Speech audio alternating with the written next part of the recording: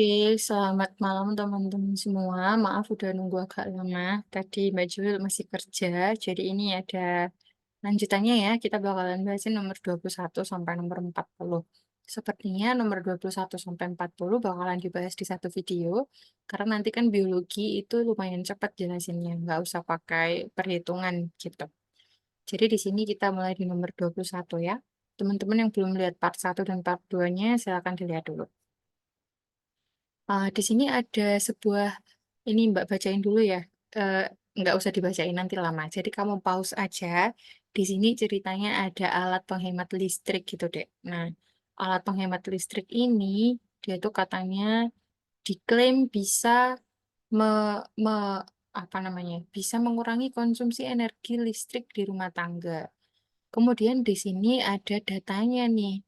Sebuah lampu LED 30 watt, dia itu datanya seperti ini. Kan wattnya itu tertera seperti ini nih.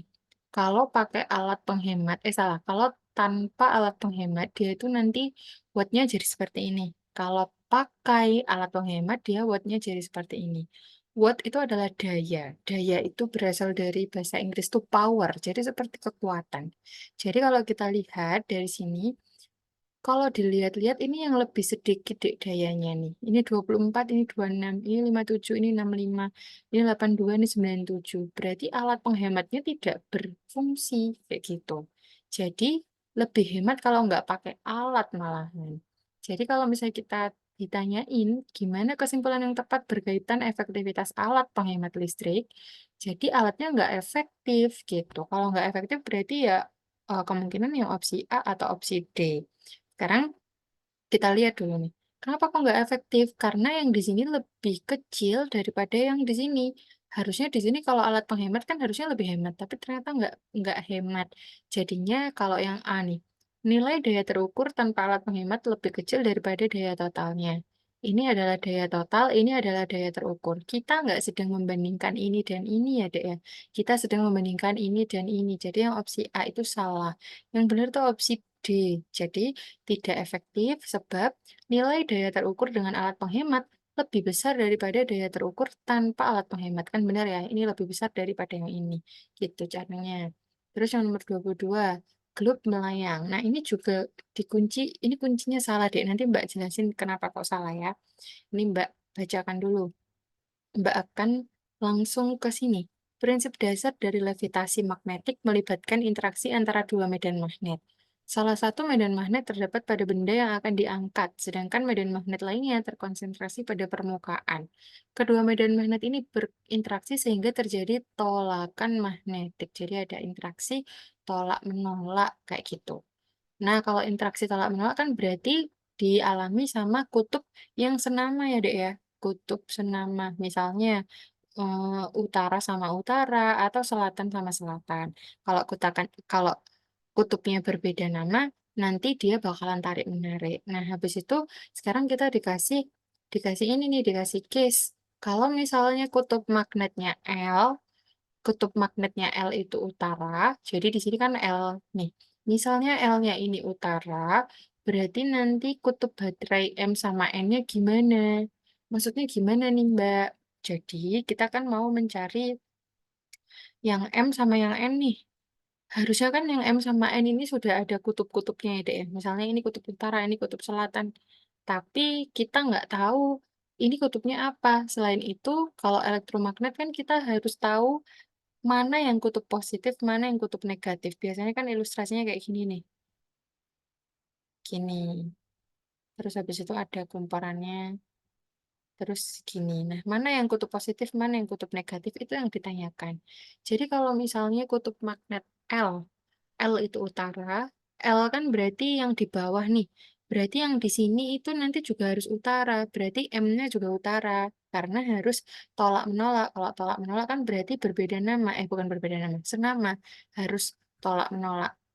Karena ini utara, berarti ini juga utara. Kalau M-nya utara, berarti N-nya selatan. Nah, tapi ini yang ditanyain bukan utara selatan, deh. Yang ditanyain adalah positif negatifnya. Jadi kan kalau misalnya kita menentukan kutub di elektromagnetik itu kita menggunakan kaidah tangan kanan toh. Semisal nih, semisal ini sekarang kan kita tuh nggak tahu yang mana negatif, yang mana yang positifnya, tapi kita udah tahu mana utara, mana selatannya. Nah, kalau kita pakai kaidah tangan kanan, berarti jempolnya ngadep ke utara, terus habis itu arah jarinya itu adalah arah arus masuk pertama kali. Baju nggak pakai jilbab ya sekarang. Jadi teman-teman praktekin aja ya. Jadi kamu arahin tanganmu itu ngadep ke laptop atau ke HP, terus habis itu jempolnya itu di atas, Dek. Kalau jempolnya di atas kan berarti nanti tanganmu itu ngadep ke dirimu sendiri, ngadep ke kamu. Berarti harusnya arusnya itu masuk ke sini. Ke belakang gitu maksudnya, Mbak. Atau kalau lebih gampangnya kamu megangan pensil toh, terus habis itu kamu arahin tangan kananmu, jempolnya itu ngadep ke atas. Berarti terus pensilnya kamu taruh di depannya tanganmu. Nah, berarti kan tanganmu tuh ada di belakang. Berarti arus masuk pertama kali itu lewat belakang dek. Ini jadinya yang M-nya ini yang positif, ini M-nya yang negatif gitu. Jadi M-nya negatif, N-nya positif. M-nya negatif, terus habis itu N-nya positif. Nah, kalau misalnya yang kebalikannya, berarti ya wes, ditukar aja. Positif sama negatif gitu, Dek. Jadi, kan ini negatif positif. Kalau misalnya selatan, ya berarti positif negatif gitu. Jadi jawabannya 2 dan 4. Kalau teman-teman kesulitan, bisa lihat video yang lain mengenai magnet ya. Ada di YouTube Bimbel Cahaya. Di situ Mbak menjelaskan bagaimana cara melakukan kaidah tangan kanan. Di situ juga Mbak praktekin pakai tangan Mbak Jiho. Kalau sekarang Mbak Jiho nggak bisa praktekin, lagi nggak bisa on cam, maaf ya. Terus yang nomor 23. Di sini Mbak bakalan langsung ke yang ini aja. Gaya gerak listrik yang dihasilkan generator pada sepeda dipengaruhi oleh 3 hal, yaitu putaran roda atau kecepatan sepeda. Ini putaran roda atau kecepatan sepeda, jumlah lilitan tembaga, habis itu besar medan magnet.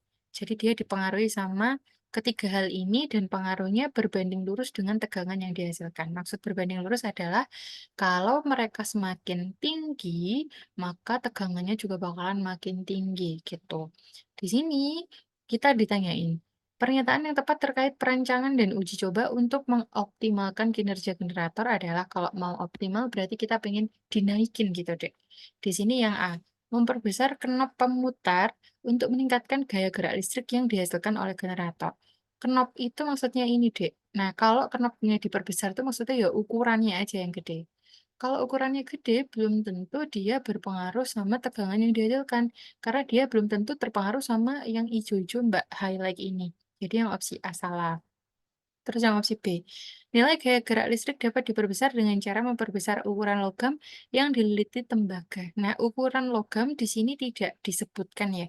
Yang disebutin itu putaran roda, jumlah lilitan, sama besar medan magnet. Jadi yang opsi B juga salah.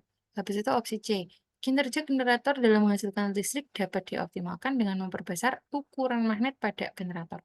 Dia bahas ukuran magnet, harusnya medan magnet. Jadi opsi C juga salah.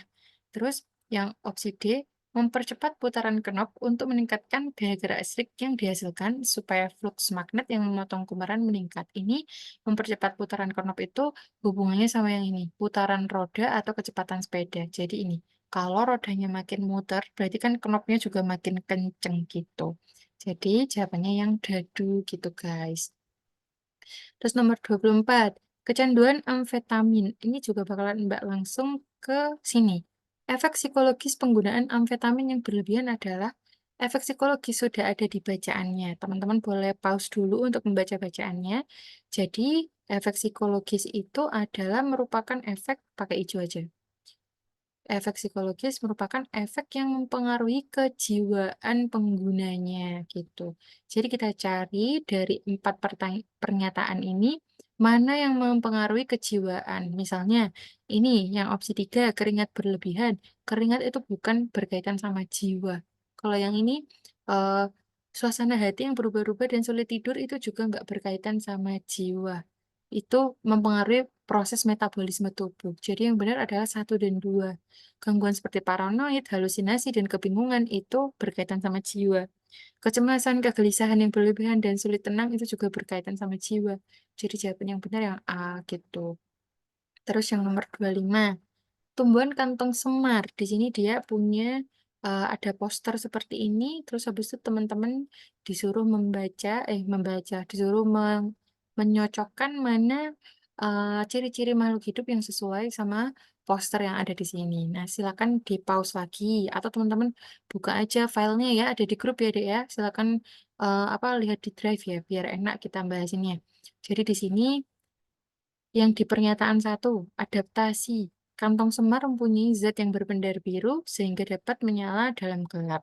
Nah, ini misalnya kamu masih belum yakin, ini bisa di-skip dulu yang di opsi 2. Menanggapi rangsang. Bagian bibir kantong mengeluarkan nektar yang membuatnya menjadi licin ketika ada serangga. Nah, kalau menanggapi rangsang tuh harusnya nggak kayak gini, Dek. Harusnya kayak putri malu. Tuh, putri malu kalau misal disentuh dia bakalan langsung menutup. Itu contoh dari menanggapi rangsang. Nah, kalau misalnya di sini, dia ini nih yang menanggapi rangsang. Setelah terperosok, kantong semar akan mengatupkan kantongnya. Nah, itu adalah menanggapi rangsang. Jadi yang opsi 2 ini salah. Nah, habis itu yang opsi 3 ini, yang tadi mengatupkan kantongnya itu, dia juga salah satu contoh dari bergerak, Dek. Karena bagiannya itu bergerak. Tumbuhan itu bergerak, tapi sangat kecil ya pergerakannya ya. Jadi, kantong semar akan segera mengatupkan kantongnya setelah ada serangga yang terperosok di dalamnya. Ini juga termasuk kategori bergerak. Nah, misal kamu tanya, "Loh, katanya tadi menanggapi rangsang, Mbak?" Iya, ini dua-duanya. Jadi bergerak iya, menanggapi rangsang iya. Misalnya nih, kamu kamu itu digigit sama kucingmu. Nah, digigit sama kucing, kamu kan bakalan langsung ngangkat tanganmu sambil teriak. Nah, itu bentuk menanggapi rangsang sekaligus bergerak, kayak gitu. Habis itu, yang opsi 4 mengeluarkan zat sisa. Bagian bibir kantong licin karena mengandung nektar yang disukai serangga. Nah, ini salah ya, Dek, ya. Zat sisa itu misalnya kayak, eee eee eee, urin, habis itu ada, keringat, itu adalah zat sisa. Kalau di tumbuhan itu misalnya kayak mereka mengeluarkan embun pagi-pagi, itu mengeluarkan zat sisa. Jadi yang opsi 4 ini salah, karena 2 dan 4 salah, berarti yang satu menjadi benar. Lah kok bisa menjadi benar, Mbak? Karena di sini kantong semar itu sudah beradaptasi, dia hidup di dalam, daerah yang miskin nitrogen. Di sini ada tulisannya nggak ya? Jadi kantong semar itu mengkonsumsi serangga karena dia itu hidup di daerah rawa-rawa gitu, Dek. Nah, di daerah rawa-rawa itu, dia itu miskin nitrogen. Jadi dia butuh nitrogen tambahan dari serangga.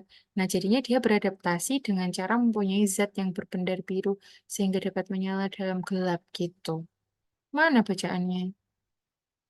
Nah, warna ini dapat menarik perhatian mangsa-mangsanya pada malam hari. Jadi dia kayak menyesuaikan diri gitu. Jadi jawabannya 1 dan 3. Nomor 26.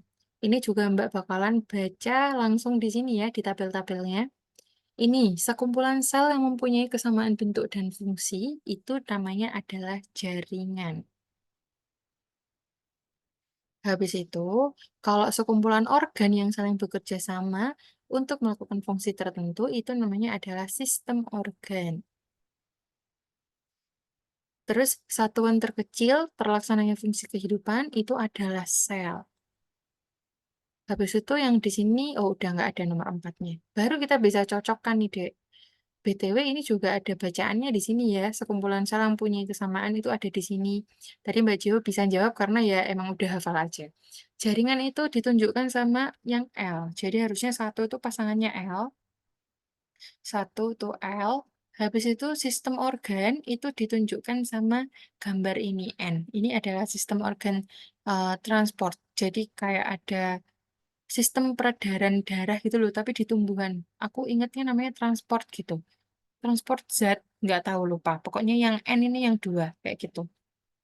Habis itu yang 3 satuan terkecil terlaksana fungsi kehidupan itu adalah sel. Ini gambarnya, jadi 3K. Nah, terus yang M ini apa, Mbak? Ini adalah gambar dari yang namanya organ. Kalau di manusia, organ itu misalnya ginjal, lambung, terus hidung, mata, itu adalah contoh dari organ. Tapi kalau di tumbuhan, ini contohnya daun gitu. Jadi pasangan yang tepat 1L, 2N, nah berarti yang A jawabannya gitu. Sesuai sama pencocokan yang ini. Nomor 27. Nomor 27 ini juga langsung Mbak baca yang di sininya ya. Di sini ada ordo, family, genus, spesies. kita cocokkan pernyataannya. Yang satu, persamaan karakteristik fisik paling banyak terdapat pada serigala dan serigala abu-abu. Jelas, karena mereka satu satu apa namanya, nggak usah satu genus gitu deh. Kita lihat aja dari karakteristik fisiknya. Mereka sama-sama karnivora, mereka sama-sama berbulu, terus habis itu mereka juga, mamalia. Pokoknya ini yang paling mirip ya, udah kelihatan. Jadi opsi satu tuh benar. Iya toh? Opsi satu benar.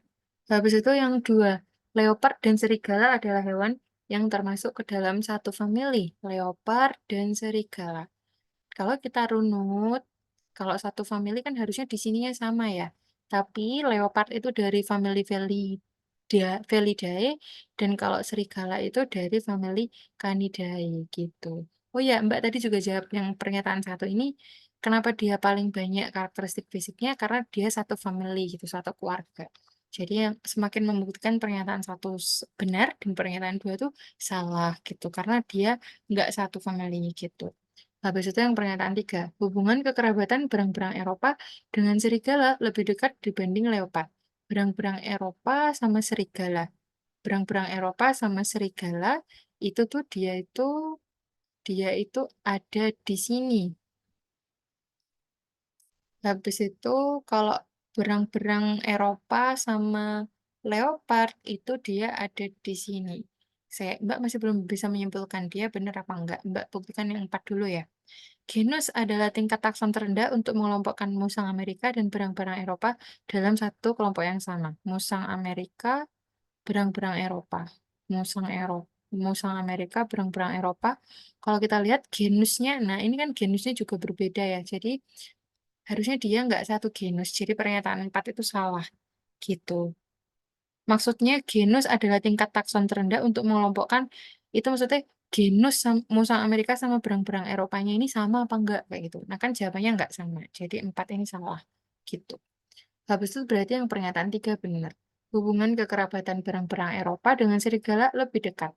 Berang-berang Eropa sama serigala. Ini kalau dilihat kan dia di sini satu satu grafik gitu ya, Dek. Kalau leopard kan dia kayak beda grafik gitu. Jadi yang 3 benar. Jadi satu dan 3. Nomor 28. Di sini juga Mbak bakalan langsung ke sini. Oh ya, ini juga mau Mbak highlight dulu. Eh, bahaya, ada 3 bahan berbahaya dalam mikroplastik yang menyebabkan problem reproduksi, berupa penurunan kualitas sperma manusia dan menopause dini. Nah, di sini eh, ada ada sebuah grafik dan kita diminta untuk membaca hasil grafiknya. Di sini kita breakdown dari yang pernyataan satu dulu ya. Masyarakat di sekitar tambak satu Gunung Anyar tidak menggunakan plastik sehingga perairan pantai daerah tersebut bebas dari sampah plastik. Salah ya, karena tetap ada walaupun sedikit. Jadi pernyataan satu salah. Yang pernyataan dua, mengkonsumsi ikan hasil tangkapan di daerah Nambangan berisiko terhadap gangguan kesehatan reproduksi. Betul, karena di Nambangan ini dia sangat tercemar. Kalau tercemar dia nanti bisa terkandung, ikan-ikannya nanti dia bisa mengandung mikroplastik dan dia bisa menyebabkan problem reproduksi. Jadi yang ini benar, dua benar. Yang ketiga, rata-rata sumber mikroplastik di daerah Tambak Wedi dan Nambangan didominasi sampah fiber. Tambak Wedi dan Nambangan kita lihat yang grafik paling banyak. Kalau yang Tambak Wedi yang paling banyak yang oranye, dia adalah filamen. Kalau Nambangan yang paling banyak yang abu-abu, dia paling banyak fragmen. Jadi bukan fiber. Jadi yang tiga ini salah. Habis itu yang empat, biota di sekitar Nambangan kemungkinan banyak mengkonsumsi sampah plastik dalam bentuk fragmen. Nambangan, nah betul ya, ini yang abu-abu itu yang fragmen. Jadi pernyataan 4 benar, jadi 2 dan 4 benar gitu. Habis itu yang nomor 29. 29 juga bakalan Mbak baca langsung di sini. Seorang petani mempunyai lahan tanaman padi yang banyak ditumbuhi azolla seperti gambar berikut. Petani tersebut berpendapat pertumbuhan azolla pada masa produksi tanaman padi di sawahnya merugikan. Petani tersebut mengeluarkan azolla dari lahan sawah secara manual dengan menggunakan alat penyeiang gulma. Nah, di sini, di bacaan ini ya, Dek ya, kalau teman-teman udah baca, ada poin ini nih. Uh, Azolla itu Azolla itu dianggap sebagai tanaman pengganggu atau gulma. Jadi gulma itu misalnya nih Dek, kamu nanam mawar, Habis itu mawar itu kan kamu pasti sama ibumu disuruh nyebuti suketnya, disuruh mencabuti rumputnya. Kenapa kok rumputnya harus dicabutin? Karena rumput itu adalah gulma. Ditakutkan nanti nutrisi yang harusnya buat mawar malah dimakan sama gulmanya itu, sama rumput liar tadi itu. Jadi yang dilakukan petani ini benar, karena azolla bersaing dengan tanaman padi untuk mendapatkan unsur hara yang berakibat pertumbuhan tanaman padi terhambat. Jadi jawabannya yang A. Nah, kamu mungkin akan bertanya-tanya, "Loh, Mbak, tapi di sini itu azolla itu baik loh. Dia itu bisa memfiksasi N2, dia itu bisa bersimbiosis, terus habis itu ada nutrisi pupuk organik dan sebagainya." Nah, tapi itu tuh ada kata-kata gini, Dek. Bahan organik yang telah mengalami proses dekomposisi. Dekomposisi itu maksudnya adalah proses pembusukan. Jadi yang bermanfaat itu adalah azolla yang udah busuk. Kalau belum busuk, kalau nggak busuk berarti dia ya ya jadi gulma kayak gitu. Jadi jawabannya yang A ya, gitu. Terus nomor 30, buka jendelamu, dapatkan hatiku. Iya, mantap. Ini kalau misalnya kita lihat, ini kan gerakan membuka atau menutup jendela ya. Kalau misalnya kita membuka jendela, berarti kan dia lurus ya, Dek, ya. Kamu praktekin tanganmu sendiri ya. Jadi kalau membuka jendela itu kan dibuka, "Selamat pagi dunia," gitu ya. Kayak ini si orang ini membuka berarti kan didorong, berarti tangannya lurus. Kalau tangannya lurus, berarti yang kontraksi adalah tricep ya. Tricepnya itu kontraksi, habis itu bicepnya relaksasi. Habis itu, kalau misalnya menutup jendela, berarti tangannya menekuk. Kalau kamu nutup jendela kan ditarik tau, Dek. Kamu bakalan bilang, "Di rumahku nggak kayak gitu, Mbak. Kita lihat jendela ini aja ya." Kalau tangannya nekuk berarti bicepnya sekarang yang kontraksi, habis itu tricepnya yang relaksasi.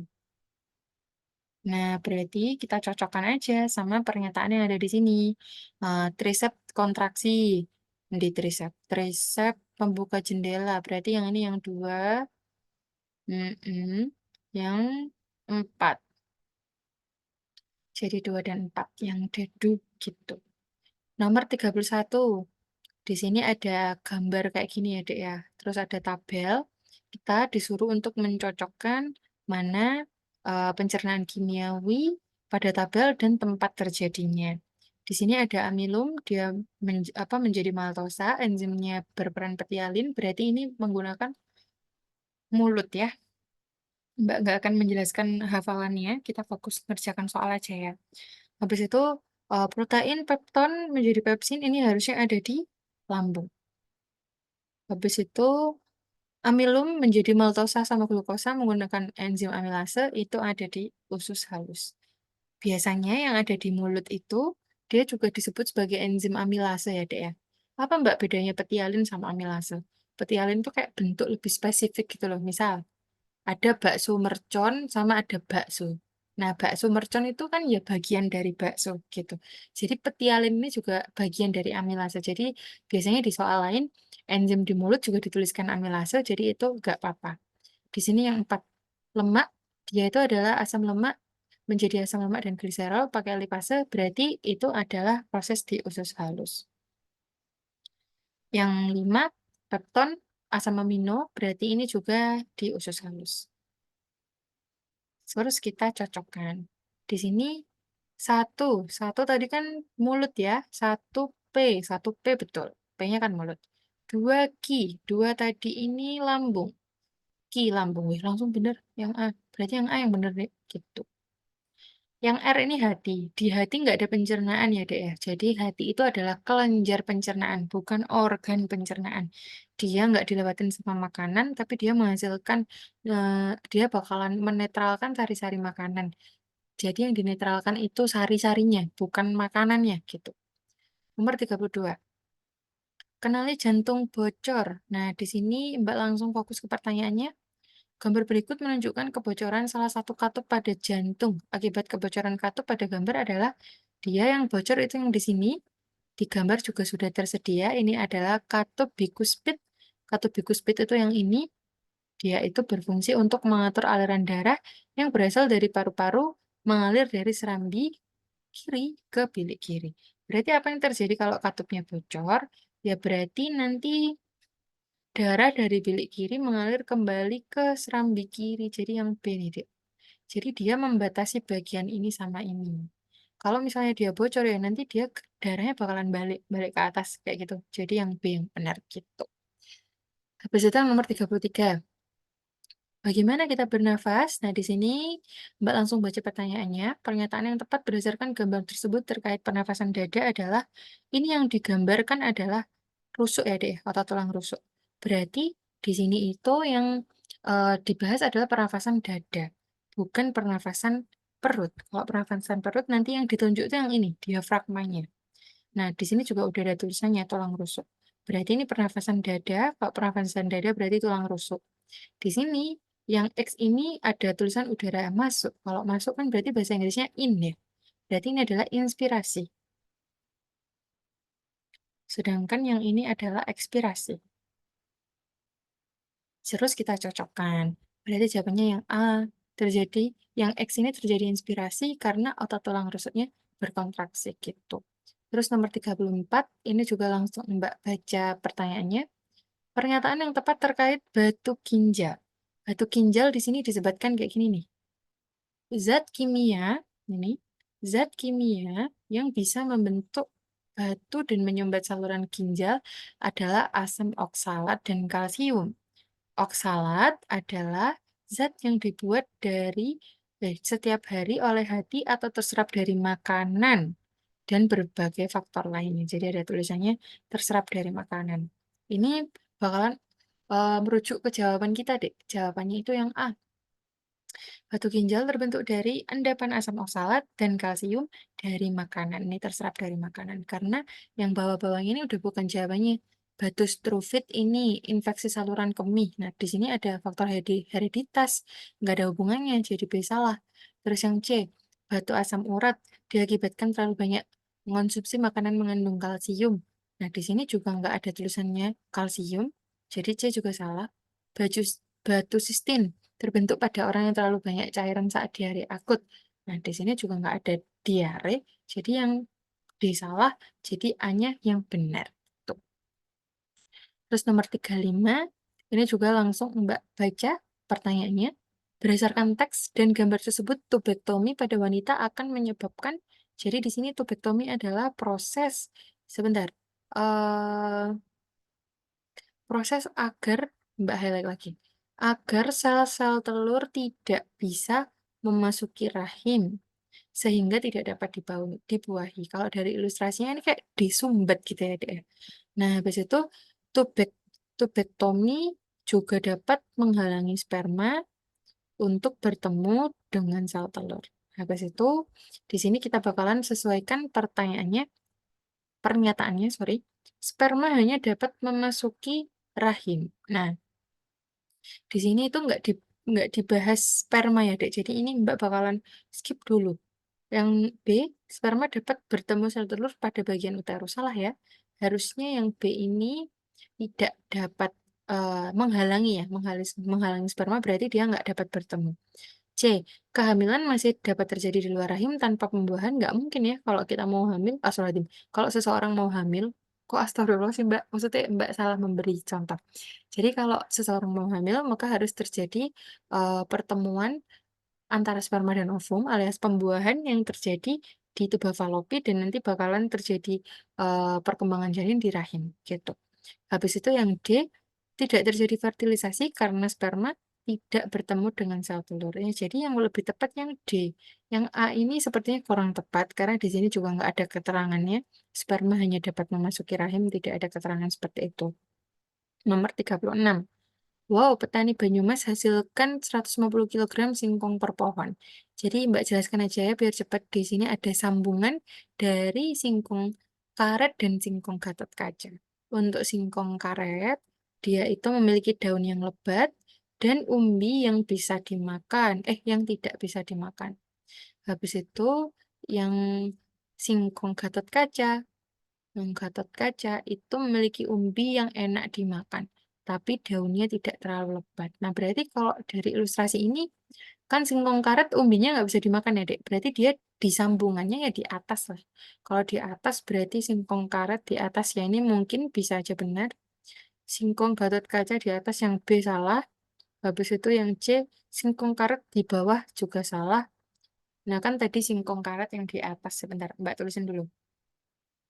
Singkong karet di atas, habis itu singkong Gatot Kaca yang bawah.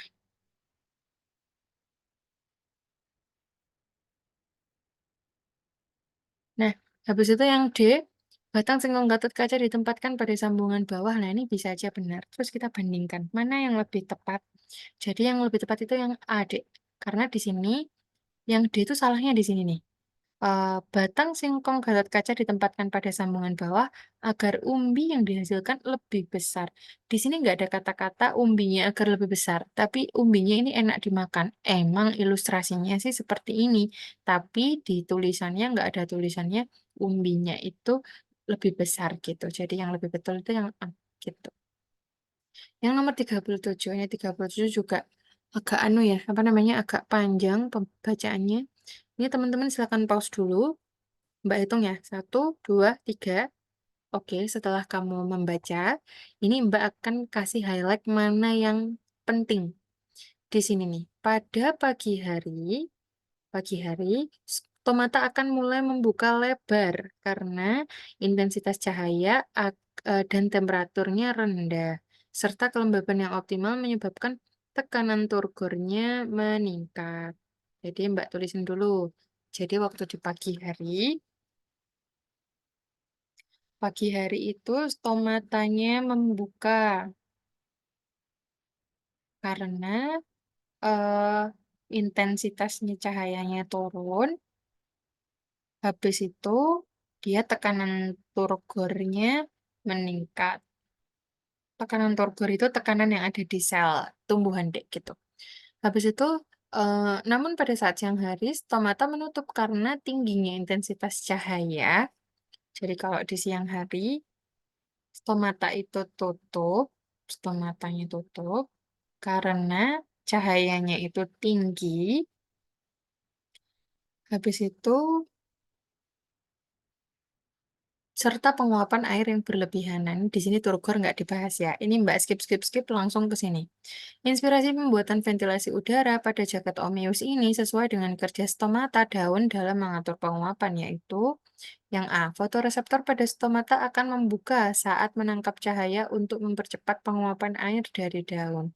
Ah, ini sepertinya tidak ada hubungannya, jadi ini Mbak skip dulu yang A. Yang B, pada siang hari tingginya intensitas cahaya dan temperatur menyebabkan penguapan air yang berlebihan sehingga stomata menutup. Lah, ini juga pada siang hari tadi kan stomata menutup ya. Ini sepertinya benar. Oh, ini serta penguapan air yang berlebihan. Ini juga ada tulisannya nih. Berarti yang B juga menyebabkan penguapan air yang berlebihan. Jadi yang B sepertinya jawabannya, Dek. Terus yang C, penguapan terjadi pada malam hari. Nah, nggak bahas malam hari ya. Jadi yang C salah. Yang D ini juga bahasin malam hari. Di bacaan ini bahasanya pagi dan siang ya. Yang A. Yang A berarti salahnya fotoreseptor pada stomata akan membuka saat menangkap cahaya. Malah saat saat cahayanya turun, stomatanya membuka ya, Dek ya, gitu. Karena intensitas cahayanya rendah gitu dia membukanya. Jadi jawabannya lebih benar yang B. Nomor 38, fotosintesis. Ini percobaan ingin host ya. Terus habis itu di sini teman-teman ditanyain berdasarkan gambar desain percobaan dan reaksi kimia fotosintesis tersebut, maka hal yang dapat dilakukan agar menghasilkan gas lebih banyak adalah, jadi dulu Mbak pernah percobaan ini di waktu SMA.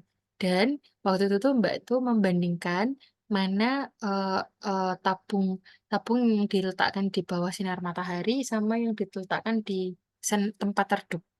Waktu itu hasil pengamatannya Mbak Jo tuh, dia tuh kayak yang di bawah matahari itu menghasilkan gelembung banyak banget deh. Jadi awalnya Mbak Jo itu menjawab yang D gitu. Awalnya ya. Habis itu di sini Mbak baca-baca lagi nih. Yang A, menambah jumlah air di dalam gelas kimia karena fotosintesis memerlukan air. Loh, betul ini kalau Mbak pikir-pikir. Karena ini reaksi kimianya. Ini adalah bahan dari fotosintesis, yaitu air dan karbon dioksida. Jadi kayak misal kita bikin piscok ya, Dek, ya. Kalau kita pengen bikin piscok lebih banyak, BTW Mbak Jio tuh pernah jualan piscok, malah promosi.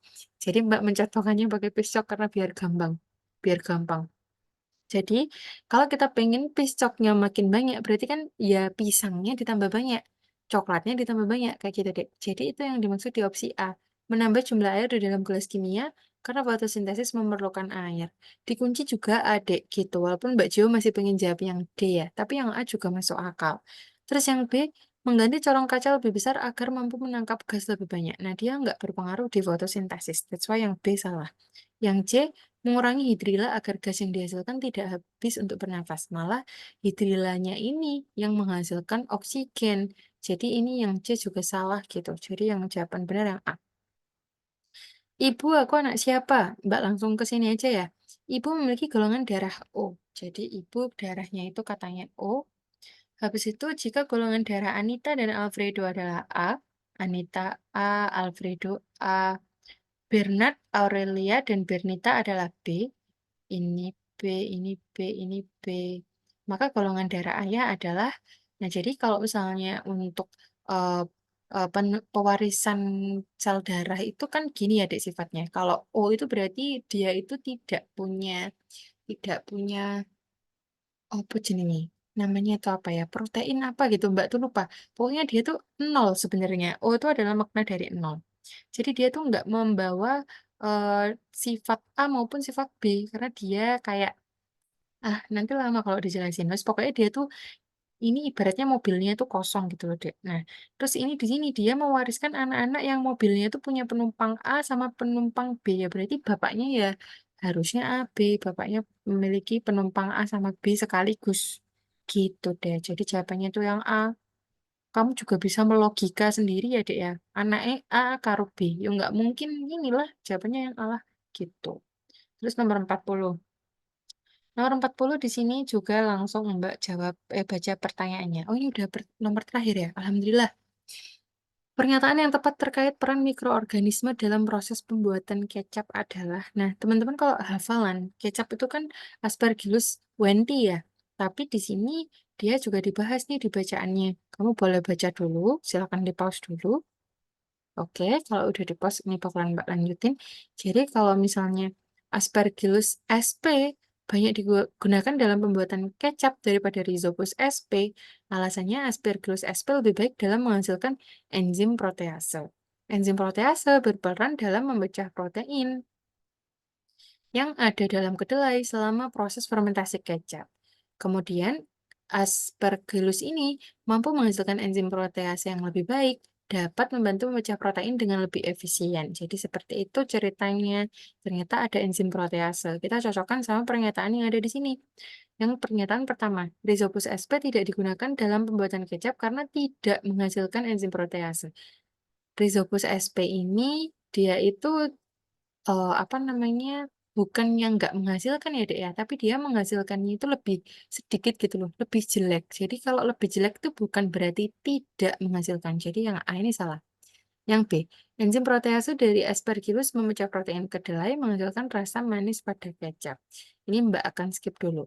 Yang C, protein kecap merupakan hasil pemecahan protein kedelai oleh enzim protease dari Aspergillus sp. Nah, yang C ini salahnya di sini, Dek. Seolah-olah kalimatnya itu enzim enzim protease itu cuman dimiliki Aspergillus sp aja, padahal kan Rhizopus juga punya. Jadi yang C ini salah gitu. Habis itu yang D, kadar protein lebih baik dari hasil fermentasi kedelai dengan enzim protease dari Rhizopus sp. Salah, yang lebih baik itu yang Aspergillus. Jadi yang benar itu yang B gitu. Finally, kita selesai 20 soal. Mbak akan koreksi dulu dari nomor 21 ya tadi ya. 21, ini kuncinya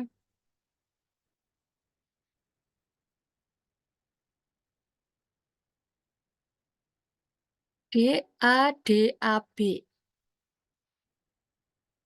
D, A, lah ini dek yang Mbak ceritain tadi. Di kuncinya itu A, tapi ini yang benar tetap D, dek. Ini Mbak juga udah lihat sumber lain, Mbak juga udah menonton guru fisika lain, dan dia juga jawabnya yang D gitu.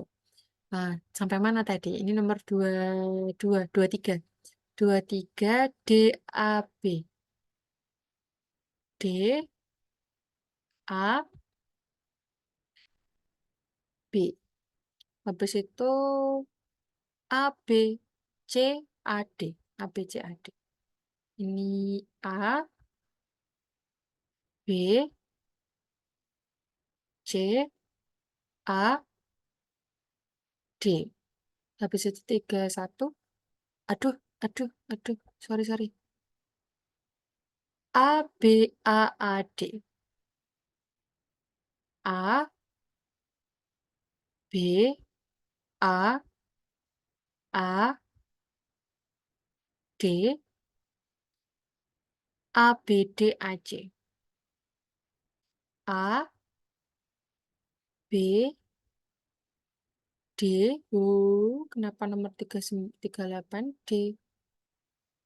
38D. Berarti benar, benar aku tadi, guys. Saya nanti Mbak bahas lagi. 39A, 40C. 40C dong. Kenapa ya?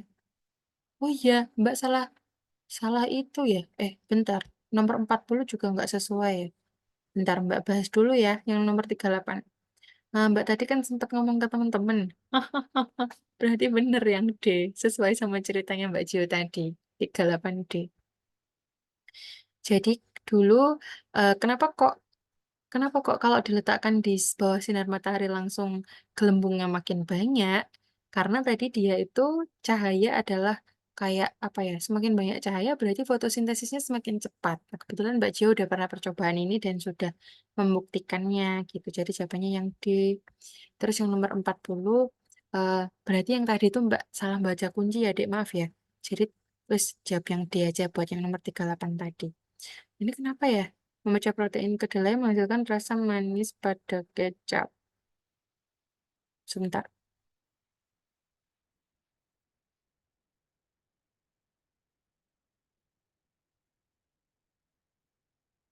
Oh, salah-salah. Berarti Mbak yang salah. Sorry, sorry. Berarti ya benar yang C ya. Sorry, Dek. Enzim protease dari Aspergillus sp memecah protein kedelai menghasilkan rasa manis pada kecap.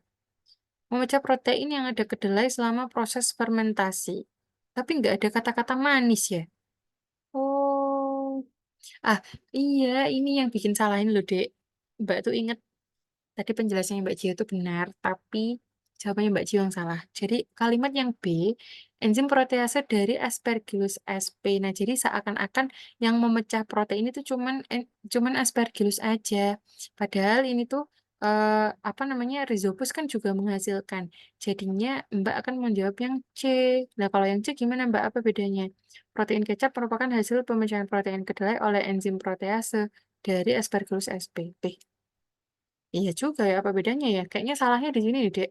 Kedelai menghasilkan rasa manis pada kecap. Nah, kan di sini cuma ada tulisan fermentasi kecap aja. Jadi jawabannya yang C. Mbak lihat dulu jawabanku yang tadi. Aku tadi udah ngerjain.